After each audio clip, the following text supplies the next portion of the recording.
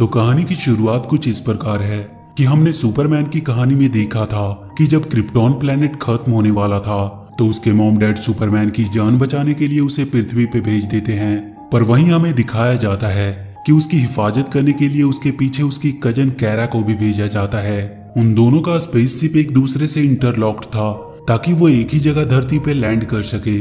कैरा की मॉम उसे बताती है कि उसकी जर्नी बहुत लंबी होने वाली है, पर इसमें उसे कोई प्रॉब्लम नहीं होगी क्योंकि वो मैक्सिमम टाइम सोती रहेगी। कैरा अपनी मॉम से प्रॉमिस करती है कि वो हर हालत में अपने कजन की हिफाजत करेगी और इसके बाद वो अपने स्पेसशिप में बैठकर वहां से निकल जाती है। पर जब क्रिप्टॉन प्लेनेट डिस्ट्रॉय होता है तो उससे एक बहुत ही स्ट्रॉन्ग शॉक वेव निकलती है जिसकी वजह से कैरा का सिर्फ फैंटम जोन में चला जाता है, यानी कि स्पेस के एक ऐसे जोन में जहां समय गुजरता नहीं था। वो 24 साल तक सोती रही, फिर किसी तरह उसका सिर्फ अर्थ पे लैंड होता है।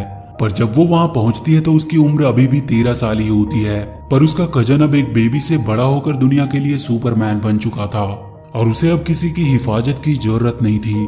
सुपरमैन कैरा को लेकर उन्हीं के पास गया जिन्होंने उसे पालकर बड़ा किया था, क्योंकि वो चाहता था कि उसका भी बचपन उसी की तरह बीते और एक दिन वो उसी की तरह अपने पावर को रियलाइज कर सके। कैरा को उस फैमिली में एक बहन भी मिली जिसका नाम एलेक्स था। अब इसके बाद हम कुछ सालों के बाद का सीन देखते हैं। कैरा के पास वो सारी सुपर पावर्स होने के बावजूद वो एक मीडिया कंपनी में काम करती थी ताकि वो एक नॉर्मल इंसानों की जिंदगी जी सके, क्योंकि दुनिया को अब एक और सुपर हीरो की जरूरत नहीं थी।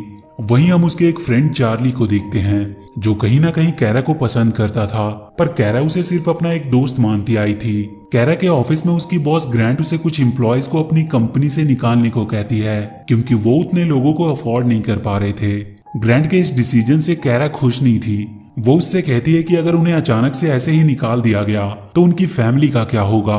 इस पर ग्रांट उसे बताती है कि मेट्रोपोलिस शहर में एक सुपर हीरो है जो हमेशा से हीरोइक स्टंट करके लोगों को बचाता रहता है, जिसे वो लोग सुपरमैन बुलाते हैं। और उसी की वजह से उनकी राइवलरी कंपनी जैसे कि डेली प्लेनेट, वो हमेशा से ही सुपरमैन को अपने कवर पेज पे रखते हैं और अगर उन्हें अपनी कंपनी को बचाना है तो उन्हें भी कोई उसी की तरह नया सुपर हीरो ढूंढना होगा।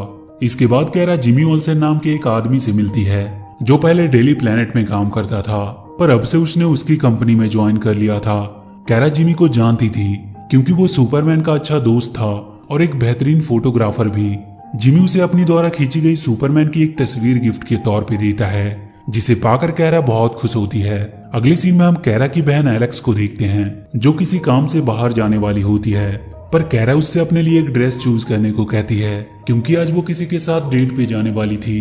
एलेक्स जल्दी से उसके लिए एक अच्छी सी ड्रेस सेलेक्ट करके निकल जाती है और कुछ देर बाद कैरा एक बार में बैठकर किसी का वेट कर रही होती है कि तभी वो न्यूज में देखती है कि जिनेवा जा रही एक फ्लाइट का इंजन फेल हो चुका है और वो शहर के चारों तरफ घूम रहा है और किसी भी वक्त वो क्रैश कर सकता है।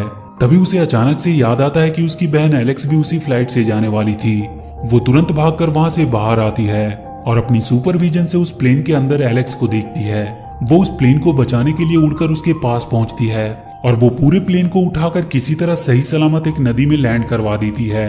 एलेक्स उसे ऐसा करते हुए देख लेती है और वो घर आकर कैरा से कहती है कि उसे ऐसा नहीं करना चाहिए था, उसे अपनी पहचान छुपा कर रखनी थी, पर अब उसने अपने आप को दुनिया के सामने ला दिया है जिसकी वजह से उसे आगे जाकर बहुत परेशानी होने वाली है। वो उसे आज के बाद ऐसा करने से मना करती है क्योंकि ये उसके लिए सेफ नहीं था। अगले दिन कैरा के ऑफिस में सारे लोग इसी बात पे चर्चा कर रहे थे कि उस प्लेन को बचाने वाली वो मिस्ट्री गर्ल कौन है। उसकी बॉस ग्रांट उस मिस्ट्री गर्ल को सबसे पहले अपनी कंपनी के थ्रू सबके सामने लाना चाहती थी, इसीलिए वो सबको उसके बारे में जितनी जानकारी हो सके लाने को कहती है और किसी तरह वो उन लोगों से उसकी एक क्लियर फोटो लाने को कहती है ताकि वो उसे अपने न्यूज़पेपर में प्रिंट कर सके।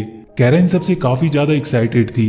वो किसी को अपने बारे में बताना चाह रही थी और वो अपने फ्रेंड चार्ली को तुरंत छत पे मिलने के लिए बुलाती है और वहां उसे वो बताती है कि वो मिस्ट्री गर्ल जिसने प्लेन को बचाया वो कोई और नहीं बल्कि वो खुद है। चार्ली को उसकी बातों पे विश्वास नहीं हो रहा था, पर जब उसने उसके सामने उड़कर दिखाया तो चार्ली की आंखें खुली की खुली रह जाती है। इसके बाद हम उस शहर में वॉर्टेक्स नाम के एक एलियन को देखते हैं जो अपने बॉस से बात कर रहा होता है कि कैसे उसका कल एक प्लेन को क्रैश कराने का प्लान एक लड़की ने फेल कर दिया। उसके बॉस को पता चल जाता है कि वो लड़की एलूरा की डॉटर कैरा है। वो उसे किसी भी तरह कैरा को खत्म करने का ऑर्डर देता है। इधर कैरा चार्ली के साथ मिलकर अपने लिए परफेक्ट ड्रेस बनाने की कोशिश कर रही थी और इसके बाद वो एक जगह पे लगे आग को बुझाने और लोगों को बचाने के लिए जा रही होती है।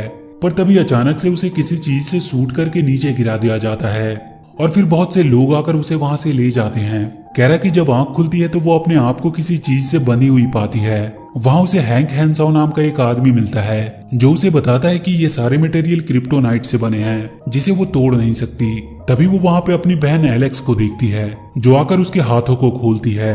इसके बाद हैंक उसे बताता है कि वो डीईओ के कब्जे में है, यानी कि department of extra normal operation, जो पृथ्वी को बाहर की दुनिया और एलियन के खतरे से बचाने का काम करती है। वो लोग कैरा पे तब से नजर बनाए हुए हैं जब से वो यहाँ पे लैंड हुई थी, क्योंकि उसके शिप के पीछे फोर्ट रॉज भी यहाँ आ गया था। फोर्ट रॉज क्रिप्टॉन का मैक्सिमम सिक्योरिटी वाला प्रिजन था जिसमें बहुत से खतरनाक एलियंस कैद थे। पर जब क्रिप्टॉन डिस्ट्रॉय हुआ तो फोर्ट रॉज भी कैरा के शिप के पीछे फैंटम जोन में चला गया और वो भी उसके शिप के पीछे ही धरती पे आ गया, और जिसकी वजह से उसमें कैद सारे एलियन फ्री हो गए। बहुत सालों तक वो सब छुपे रहे, पर अब वो धरती के लिए खतरा बनते जा रहे हैं और वो सारे एलियन मिलकर कुछ बड़ा प्लान करने का सोच रहे हैं। कैरा उनसे कहती है कि वो उन्हें पकड़ने में उनकी मदद कर सकती है, पर हैंक उससे कहता है कि वो ऐसा नहीं कर पाएगी क्योंकि वो लोग बहुत पावरफुल हैं, और उसे जाकर अपने ऑफिस में काम करने की सलाह देता है। अगले दिन कैरा को पता चलता है कि उसकी बॉस ने उस मिस्टीरियस गर्ल को सुपर गर्ल का नाम दिया है, और तभी वहां पे जिमी आता है जिसने सुपर गर्ल की एक क्लियर फोटो ली थी, जिसे देखकर उसकी बॉस बहुत खुश होती है।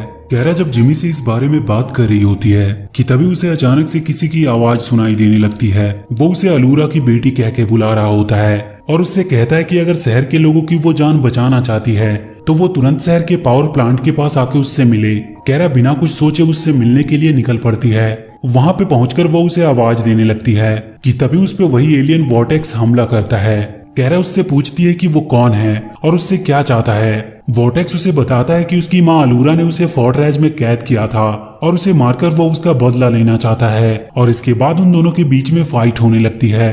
वॉर्टेक्स कैरा पे बहुत भारी पड़ रहा था क्योंकि कैरा ने अभी तक अपनी पावर को सही से इस्तेमाल करना सीखा नहीं था। वो उस पे एक कुल्हाड़ी से वार करता है जिससे कैरा घायल हो जाती है। वो उसे मारने ही वाला होता है कि तब तक वहां पे एलेक्स अपनी टीम के साथ आ जाती है और वो कैरा को बचा के वहां से डीईओ के हेडक्वार्टर में ले जाती है। वहां एलेक्स उसके शरीर पे से उस कुल्हाड़ी के टुकड़े को निकालती है और उस मेटल को ट्रैक करके वो वॉर्टेक्स के लोकेशन का पता लगा लेते हैं। कैरा हैंक से कहती है कि वो इस बार उसे जरूर खत्म कर देगी, और वो उसके पास पहुंच जाती है और उसके ट्रक से टकराकर उसे नीचे गिरा देती है और उस पे लगातार हमला करने लगती है। पर वॉर्टेक्स उस कुल्हाड़ी की मदद से अब भी उस पे भारी पड़ रहा था। वो उसे एक जोरदार हमले से मारने ही वाला था, पर कैरा अपनी लेजर बीम से उसके वेपन को डिस्ट्रॉय कर देती है, जिसके धमाके में वॉर्टेक्स पूरी तरह घायल हो जाता है। पर वो कैरा के सामने सरेंडर करने के बजाय खुद को ही मार लेता है। अगले दिन कैरा जिमी से लंच के लिए पूछती है, पर वो उससे कहता है कि वो छत पर आकर उससे मिले, और वहां वो कैरा को बताता है कि उसे पहले से ही पता था कि वो सुपर गर्ल है, क्योंकि सुपरमैन ने पहले से उसे सब कुछ बता दिया था और उसने ही उसे उसका ध्यान रखने को कहा था ताकि वो अपनी पावर को खुद ही रियलाइज कर सके। अगले सीन में हमें उन सारे एलियन की हेड को दिखाया जाता है जो कोई और नहीं बल्कि कैरा की मॉम अलूरा की जुड़वा बहन एस्ट्रा होती है, और उसे जब पता चलता है कि सुपर गर्ल उसकी नीस है तो वो समझ जाती है कि वो उनके लिए कितनी खतरनाक हो सकती है। अब कैरा डीईओ के साथ मिलकर ट्रेनिंग करने लगती है ताकि वो अपने दुश्मनों के सामने अपने पावर का सही से इस्तेमाल कर सके, पर अभी तक उन लोगों ने उसे ये क्लियर नहीं किया था कि वो पूरी तरह से तैयार है। कैरा बार बार एलेक्स से कह रही होती है कि अब उसे ट्रेनिंग की कोई जरूरत नहीं, क्योंकि अब वो उन एलियंस का मुकाबला करने के लिए पूरी तरह से रेडी है। कैरा अभी एलेक्स से बात ही कर रही होती है कि उसे चार्ली का कॉल आता है जो उसे बताता है कि शहर के एक पोर्ट पे आग लग गई है और वहाँ पे बहुत से लोग फंसे हैं। कैरा तुरंत उस जगह पे पहुंचती है और वहाँ के फायर फाइटर से पूछती है कि प्रॉब्लम क्या है, और तब उसे पता चलता है कि जहाँ पे आग लगी है उसके जस्ट बगल में एक शिप खड़ा है जिस पे लाखों गैलन्स ऑयल पड़े हैं, और अगर वो ब्लास्ट होता है तो ये पूरा एरिया ही खत्म हो सकता है। वो उस बड़े से शिप को धक्का देकर वहां से हटाने की कोशिश करने लगती है और बहुत जल्द वो इसमें कामयाब भी हो जाती है, पर उसकी एक्सेस पावर की वजह से वो शिप साइड से टूट जाती है और वो सारा ऑयल गिरकर सी में मिलने लगता है, जिसकी वजह से सारे न्यूज वाले सुपर गर्ल को ब्लेम करने लगते हैं। कैरा की बॉस भी उसके बारे में बुरा ही लिखना चाहती थी, क्योंकि उसे लगता था कि सुपर गर्ल जो कोई भी है वो एक नौसिखिया लड़की है, इसीलिए वो अपने सारे टीम से उसके बारे में हर एक चीज को पता करने को कहती है। और वो जिमी को एक काम सौंपती है कि वो किसी भी तरह उसकी सुपर गर्ल के साथ एक मीटिंग अरेंज करवाए। अगले सीन में हम एक केमिकल फैक्ट्री देखते हैं जहाँ के एक वर्कर को वहाँ एक एलियन दिखाई देता है, और जब वो उसे रोकने की कोशिश करता है तो वो उसके हाथों मारा जाता है। अगले दिन डीओ की टीम उस जगह की इन्वेस्टिगेशन करती है उस वर्कर की बॉडी में उन्हें एक अलग तरह का मेटल मिलता है जिसे देखकर कैरा को अपने बचपन की याद आने लगती है। उसकी मॉम ने एक बार उसे ऐसे ही एक एलियन के बारे में बताया था जिसे हेलग्रामाइट कहते थे, और फिर वो ये बात हैंक को बताती है और उन्हें उस एलियन के बारे में पता चल जाता है कि वो अपने आप को किसी भी रूप में ट्रांसफॉर्म कर सकता है। कैरा उनसे कहती है कि हम पिछली बार की तरह मिलकर काम करेंगे और उस एलियन को मार देंगे, पर एलेक्स उसे लेकर एक कमरे में जाती है जहाँ पे क्रिप्टोनाइट का रेडिएशन होता है। वो उससे कहती है कि उसे ट्रेनिंग की जरूरत है और क्रिप्टोनाइट की वजह से यहाँ पे उसकी पावर काम नहीं करेगी। और इसके बाद एलेक्स उसे लड़ाई के मूव सिखाने लगती है। कैरा अपनी पावर पे ज्यादा भरोसा करती थी, इसीलिए वो एलेक्स के मूव के सामने टिक नहीं पा रही थी और वहां से गुस्सा होकर वो चली जाती है। कैरा जिमी और चार्ली के साथ मिलकर काम करने लगती है ताकि वो अपनी इमेज को पब्लिक में सुधार सके, और कुछ समय के बाद ही पब्लिक फिर से सुपरगर्ल को पसंद करने लगती है, जिससे वो बहुत खुश होती है और अपने दोनों दोस्तों को इसके लिए थैंक्स बोलती है। इधर डीओ को अपने रिसर्च में पता चलता है कि हेलग्रामाइट एलियन को खाने के लिए डीडीटी केमिकल की जरूरत पड़ती है और इसीलिए वो कुछ दिनों से केमिकल फैक्ट्री पे हमला करते हैं। वो लोग इसी चीज का सहारा लेकर उन्हें पकड़ने का सोचते हैं और एक वैन में बहुत सारी डीडीटी केमिकल्स रखकर वो उस पर नजर रख रहे होते हैं। उन्हें उम्मीद थी कि उसकी महक से वो एलियन वहां जरूर आएगा। तभी अचानक से वो एलियन उस वैन पे हमला करता है। हैंक और एलेक्स उस पे फायर करने लगते हैं, पर वो एलियन उन पे हमला कर देता है, जिसकी वजह से एलेक्स घायल हो जाती है और वो उसे उसकी गाड़ी से उठाकर एस्ट्रा के पास लेके जाता है। कैरा को जब इसके बारे में पता चलता है तो वो हैंक पे बहुत गुस्सा होती है।